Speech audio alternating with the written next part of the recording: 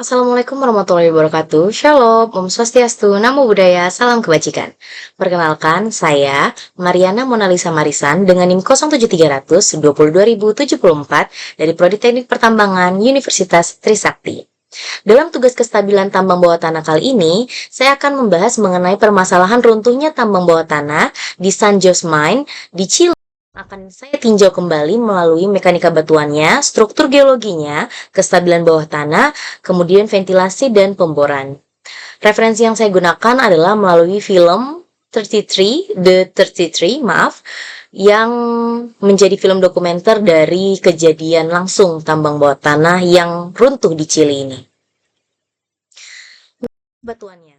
Di sini saya akan memutarkan sebuah video di mana video ini menjelaskan dan dapat kita lihat juga bagaimana mekanika di San Jose buntu pada tanggal 5 Agustus tahun 2010 yang digambarkan dalam film The 33 ini sendiri. Mekanika batuan ini melibatkan studi mengenai perilaku batuan di bawah tanah, kemudian di bawah tekanan juga, termasuk bagaimana penahanan dari batu itu sendiri, lalu deformasi dan akhirnya gagal hingga di sana menyebabkan runtuh si tambang itu sendiri. Di sini ada karakteristik dari batuan di San Jose Mine juga yang menjadi salah satu pemicu dari runtuhnya tambang ini sendiri yang saya masukkan dalam klasifikasi mekanika batuannya. Di mana untuk karakteristik batuan di San Jose Mine itu batunya bersifat brittle atau rapuh, artinya batuan tersebut tidak mampu mengalami deformasi plastis yang signifikan sebelum akhirnya patah atau runtuh. Jadi ketika menerima tekanan yang tinggi, batuan ini tidak akan menekuk atau melar, melainkan langsung mengalami keretakan atau pecah secara mendadak. Ini menjadi masalah serius yang dapat disaksikan juga di film tersebut, di mana patah atau batuan tersebut itu pecah terjadi secara sangat tiba-tiba. Kemudian ini juga menciptakan tekanan dari lapisan batuan di atas terowongan menjadi sangat besar sehingga mereka tidak bisa keluar dari pintu masuk. Lalu ada tekanan vertikal dan beban berlebih, di mana seiring dengan beroperasinya tambang, penambangan material dari dalam tanah menyebabkan pengurangan dukungan struktural alami yang diberikan oleh batuan itu sendiri. Jadi terowongan tambang menciptakan kekosongan di bawah permukaan, sementara massa batuan di atasnya akan terus memberikan tekanan vertikal ke bawah. Beban berlebih yang diletakkan pada lapisan batuan yang lebih rendah akhirnya menyebabkan ketidakstabilan struktural, terutama ketika batuan tersebut rapuh dan sudah dipenuhi oleh rekahan. Pada tambang San Jose Mine sendiri, lapisan batuannya sudah rapuh, jadi dia sudah tidak bisa menahan lagi tekanan-tekanan dari vertikal, ya, yang terus terjadi seiring berjalannya waktu. Jadi semakin dalam aktivitas penambangan pada titik tertentu, sudah sampailah di batas kekuatannya atau failure-nya. Jadi dia runtuh dan melepaskan energi dalam bentuk longsoran yang sangat besar. Berikutnya struktur geologi. Dalam struktur geologi ini ada 3 pembahasan besar, yaitu lokasi geologisnya, kemudian kehadiran sesar, dan juga tektonik aktif dan seismik. Untuk lokasi geologi. Nah, San Jose Mine ini sendiri terletak di gurun Atacama, di mana wilayahnya ini dikenal dengan kondisi geologis yang sangat kompleks. Tambang ini berada di kawasan yang merupakan bagian dari cekungan Capiapio, dan juga salah satu wilayah yang memiliki aktivitas tektonik yang sangat signifikan. Chili secara keseluruhan itu sebenarnya berada di zona subduksi atau lempeng Nazca ini, di mana lempeng Nazca ini bertabrakan dengan lempeng Amerika Selatan, sehingga menjadikan negara ini salah satu negara dengan tingkat aktivitas seismik tertinggi di dunia. Di sini bagian Chili itu sendiri. Untuk di San Jose Mine ini, formasi batuannya terdiri dari beberapa batuan kompleks seperti batuan beku, sedimen, metamorf, dan juga batuan vulkanik yang terbentuk tentunya dari aktivitas proses vulkanik dan tektonik yang panjang. Kondisi ini juga menghasilkan banyak sesar, rekahan, dan zona lemah yang sangat berpengaruh terhadap stabilitas tambang bawah tanah. Berikutnya adalah kehadiran sesar. Jadi salah satu karakteristik geologi yang paling penting di San Jose Mine ini adalah banyaknya sesar aktif dan zona rekahan. Sesar adalah bidang patahan pada batuan yang terjadi akibat pergerakan lapisan bumi di sekitar tambang. Sesar-sesar ini bertindak sebagai jalur-jalur lemah di mana batuan cenderung bergerak lebih mudah saat dikenai tekanan. Sesar-sesar ini memperparah kestabilan tambang, terutama di bawah kondisi tekanan diferensial yang tinggi akibat operasi penambangan. Sesar-sesar besar di kawasan ini terbentuk akibat aktivitas tektonik yang konstan yang membuat struktur geologi di tambang menjadi sangat tidak stabil. Getaran seismik yang bahkan berskala kecil saja itu bisa memicu pergerakan di sepanjang sesar-sesar ini, sehingga menyebabkan longsoran batuan. Lalu karena sesar-sesar itu sudah sangat banyak, lalu karena lumayan kompleks juga di pertambangan, jadi dengan adanya sedikit gerakan saja dapat mengakibatkan kelongsoran atau runtuhnya bebatuan yang ada di atas tambang itu sendiri. Lalu berikutnya ada tektonik aktif dan seismik. Untuk tektonik aktif dan seismik ini sendiri, Chili memang sudah terkenal sebagai salah satu negara dengan aktivitas seismik yang tinggi seperti yang sudah saya sebutkan tadi. Lalu ditambah dengan tambang ini juga terletak di daerah yang zona subduction dan juga pergerakan tektonik yang tidak bisa dipungkiri waktunya, kita tidak bisa memperkirakan kapan lalu sebesar apa. Jadi benar-benar wilayahnya ini sudah cukup krusial, sudah cukup penting untuk diperhatikan lagi, sehingga tektonik aktif di wilayah tersebut menyebabkan pergerakan yang terus-menerus pada lempengan bumi. Dapat dilihat untuk garis yang merah ini merupakan veinnya yang nantinya akan runtuh. Kemudian ini adalah failure zone atau zona dia failure di situ, di mana dia maksudnya zona patahan itu sendiri. Kalau kita lihat tadi di sini, karena dia lokasinya bertabrakan ya, lempeng Nazca ini sama lempeng Amerika Serikat, itu pasti sudah bisa kita lihat beberapa tahun sebelumnya adanya gerakan-gerakan yang cukup signifikan dari tektonik itu sendiri, sehingga akhirnya dia melepaskan si zona patahan ini jadi betul-betul patah, apalagi ditambah dengan akumulasi tekanan seismik yang secara berkelala, kemudian menambah tekanan dinding-dinding tambang yang akhirnya berujung pada kegagalan dari strukturalnya, menciptakan tekanan dari lapisan batuan atas terowongan menjadi sangat besar untuk jatuh ke bawah. Berikutnya adalah kestabilan bawah tanah. Di sini itu ada sedikit typo di mana saya memaksudkan itu adalah kombinasi faktor geologis. Kemudian saya akan menjelaskan juga mengenai kegagalan dalam mendesain dan memelihara sistem pendukung tambang, lalu adanya juga kurang pemeliharaan dan inspeksi berkala terhadap kondisi pendukung. Baik, jadi di San Jose Mine ini karena kondisi batuannya sangat bervariasi, ya, formasi batuannya yang terdiri dari batu beku, sedimen, metamorf yang tadi saya sudah sebutkan, ini menghasilkan banyaknya sesar yang berpengaruh dalam stabilitas tambang bawah tanah.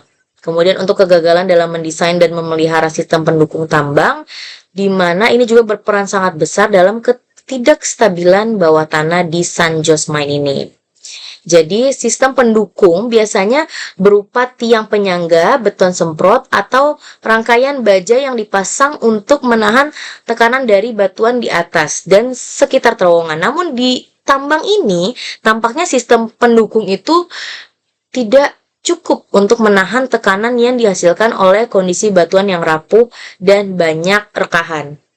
Kemudian kurangnya pemeliharaan dan inspeksi berkala terhadap kondisi penting yang ada di sistem-sistem pendukung. Kalau kita lihat lagi kembali dalam filmnya, ada beberapa sistem pendukung yang tidak ada. Mulai dari tangga darurat yang dimana itu menjadi cerobong untuk udara juga tidak ada. Ternyata tidak diselesaikan dengan baik dan benar. Lalu kotak P3K yang selama ini tertempel ternyata tidak ada isinya. Lalu ada juga radio, di mana ternyata radionya itu sudah lama tidak bisa digunakan, sudah putus kabel-kabelnya. Jadi kurangnya pemeliharaan dan inspeksi berkala terhadap kondisi sistem pendukung yang harusnya dapat mempermudah dan mempercepat evakuasi yang ada. Berikutnya adalah ventilasi. Ventilasi merupakan aspek penting dalam tambang bawah tanah untuk memastikan suplai udara segar dan mencegah penumpukan gas-gas bahaya seperti karbon monoksida. Dalam film The 33, setelah runtuhnya tambang, sistem ventilasi rusak parah sehingga pasokan udara segar sangat tipis. Jadi mereka perlu mengatur pernafasan, kemudian juga perlu mengurangi banyak gerak supaya apa? Supaya udara segar yang didapatkan itu tidak cepat berkurang atau tidak cepat habis ya. Jadi ini menunjukkan bahwa sistem ventilasi di tambang Sanjos ini dirancang memang kurang baik ya untuk menghadapi skenario darurat seperti runtuhnya terowongan ini. Selain itu, ventilasi darurat yang seharusnya mampu bekerja tidak dapat diandalkan. Yang tadi saya sudah sebutkan, corong itu yang harusnya menjadi jalan keluar dan juga sebagai lubang udara tidak ada. Nah, dalam gambar ini dapat dilihat adanya celah-celah untuk lubang udara yang selalu berkurang setiap waktu karena pergerakan tektonik, jadi banyak batu yang akan menutup. Jadi kemungkinan besar untuk mereka bertanduk sebenarnya cukup kecil ya, karena dilihat dari besarnya runtuhan dan juga kemudian pasokan udara dan juga makanan yang ada. Berikutnya pemboran. Ada 3 lubang bor pelepasan besar di bor secara bersamaan menggunakan beberapa jenis peralatan yang disediakan oleh beberapa perusahaan internasional dan berdasarkan 3 strategi akses yang berbeda. Di sini ada rencana A menggunakan strata 950 dengan kedalaman target yang sudah menyentuh di 702 meter pada 90 derajat. Lalu rencana B menggunakan SCARM T130 XD dengan kedalaman target pernah mencapai 638 meter pada 82 derajat. Ini merupakan yang pertama mencapai para penambang yang mengetahui bahwa penambang tersebut ternyata masih hidup. Lalu rencana C menggunakan bor gear 421 dengan kedalaman target 597 meter pada 85 derajat. Ternyata yang berhasil hanyalah di rencana B, di mana tim pengeboran ini adalah yang pertama mencapai para penambang yang terjebak dengan proses pelepasan. Mereka menggunakan cat atau pilox untuk mengetahui mereka masih ada di dalam dan juga memberikan surat untuk menginfokan bahwa mereka masih hidup. Seperti itu. Lalu rencana B ini melibatkan bor yang tadi yang sudah saya sebutkan, SCARM T130 XD. Ini milik Geotech SA, merupakan perusahaan pengeboran patungan Chili dan Amerika yang dipilih oleh Drill Supply SA yang merupakan kontraktor umum untuk rencana B ini sendiri. Lalu ada beberapa kali mereka melakukan pemboran, 8 kali gagal dan yang ke-9 baru berhasil. Dalam penyelidikan saya dan juga analisa saya, kenapa mereka bisa gagal? Karena mereka mendapati adanya batu-batu besar. Batu besar ini, kalau dapat dilihat di sini, ini batu besar ini yang menghalangi pemboran mereka. Nah, batu ini nih bukan sembarang batu, batunya kuat dan juga ukurannya setara dengan 42 sampai 45 bangunan ya, 45 lantai bangunan. Jadi itu cukup besar dan cukup kuat sehingga mereka tidak berani untuk membornya secara agak miring 82 derajat. Jadi sebelumnya mereka mencoba pemboran dari yang vertikal terlebih dahulu. Jadi setelah mereka melakukan pemboran vertikal kan tidak kena di bawah sini. Para penambangnya ada di bawah sini namun tidak kena. Jadi setelah mereka mendapatkan strategi berikutnya, yaitu dengan diarahkan pertamanya mereka mengarahkan ke tempat lain tapi tidak kena dan berusaha terus sampai ke 9 kali. Akhirnya kena juga, masuk dan akhirnya mengetahui mereka masih hidup. Lalu berikutnya mereka menggunakan yang namanya kapsul Phoenix. Jadi kapsul Phoenix ini digunakan untuk memasukkan satu persatu para penambang yang berikutnya akan diangkat, dinaikkan keluar. Namun tidak berjalan begitu mudah. Untuk di film ini saya lihat sendiri bahwa di pertama kalinya mereka mencoba menaikkan salah satu penambang itu cukup sulit, di mana mereka menemukan adanya pergerakan dari lempeng tektonik itu. Jadi begitu naik ada pergerakan, mereka tidak bisa tarik lagi naik, mereka harus menurunkannya lagi lalu ditariknya lagi kembali. Jadi dapat dilihat bahwa mereka menemukan banyak sekali kesulitan dalam misi penyelamatan kali ini. Nah, berikutnya saya akan membahas juga 2 kecelakaan tambang bawah tanah akibat masalah kestabilan. Jadi setelah tadi membahas tentang San Jose Mine yang ada di Chili, ini ada tambang, salah satunya juga tambang yang ada di Indonesia yang akan saya bahas. Ya, pasti sudah pada tahu teman-teman juga tentang tambang bawah tanah Grasberg yang ada di Papua, tepatnya di PT Freeport Indonesia, ya. Jadi di tahun 2013 ini kecelakaan tambang bawah tanah Grasberg menjadi salah satu insiden paling tragis dalam sejarah pertambangan di Indonesia.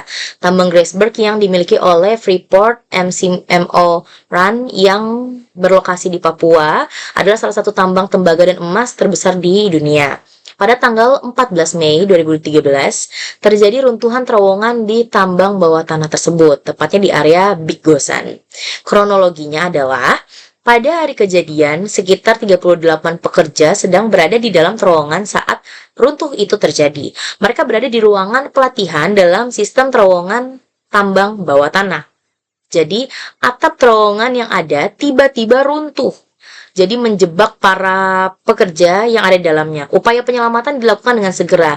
Namun akses yang sangat sulit ke lokasi kejadian memperlambat proses evakuasi itu sendiri. Korban yang ditemukan adalah sebanyak 28 pekerja yang tewas dalam insiden ini. Kemudian 10 pekerja lainnya berhasil diselamatkan meskipun mengalami luka-luka. Penyebab dan investigasi setelah kecelakaan tersebut dilakukan oleh pihak berwenang termasuk pemerintah Indonesia dan manajemen Freeport. Hasil penyelidikan menyebutkan bahwa struktur terowongan ini memang tidak stabil dan tidak memenuhi standar keselamatan. Ada juga dugaan bahwa inspeksi rutin yang seharusnya dilakukan tidak dilakukan dengan baik dan benar. Tanggapan dari masyarakat dan juga dari pemerintah menginginkan bahwa PT Freeport sebaiknya memiliki sistem keselamatan termasuk penerapan prosedur yang lebih ketat untuk meminimalkan resiko masa depan. Dampaknya adalah banyak orang yang meninggal dari kecelakaan ini. Kemudian masyarakat, media, dan aktivis buruh sangat menyorot pengawasan yang lebih ketat lagi untuk PT Freeport Indonesia ini sendiri. Lalu berikutnya ada kecelakaan tambang bawah tanah di Beaconsfield, Australia tahun 2006, di mana pada bulan April 2006, tambang emas bawah tanah di Australia ini mengalami keruntuhan yang menewaskan seorang pekerja dan menyebabkan 2 lainnya terjebak selama 2 minggu sebelum berhasil diselamatkan. Keruntuhan ini disebabkan oleh gempa bumi kecil berkekuatan 2,3 pada skala Richter yang memicu ketidakstabilan dalam terowongan. Lalu meskipun skalanya kecil, getaran gempa cukup untuk mengganggu kestabilan formasi batuan yang ada di sana karena batunya sudah rentan. Jadi di tambang ini batuan itu mengelilingi terowongan yang ternyata batunya sudah rapuh dan penuh dengan rekahan, membuatnya lebih rentan terhadap perubahan tekanan atau getaran seismik. Sekiranya itu saja yang bisa saya sampaikan dalam kasus-kasus kali ini. Yang perlu kita pelajari lagi adalah mengenai K3 tentang keselamatan kerja, di mana kita harus perlu memperhatikan lebih dalam lagi, mulai dari tambang yang di bawah tanah itu sendiri, bagaimana metodenya, bagaimana upaya penyelamatannya nanti, dan juga peralatan-peralatan yang menjamin di dalam, seperti P3K, kemudian asupan makanan, dan juga radio. Dari sini kami semua dapat mempelajari bersama-sama bagaimana pentingnya K3 dan juga bagaimana pentingnya mempertimbangkan geologis yang ada dan juga kestabilan tambang bawah tanah itu sendiri. Semoga ini dapat menjadi pelajaran bagi kita semua dan tidak terulang lagi di tambang-tambang yang lain. Berikut daftar pusaka yang saya kutip untuk membuat presentasi kali ini. Sekian yang dapat saya sampaikan. Terima kasih. Wassalamualaikum warahmatullahi wabarakatuh. Shalom, Om Santi Santi Om. Terima kasih.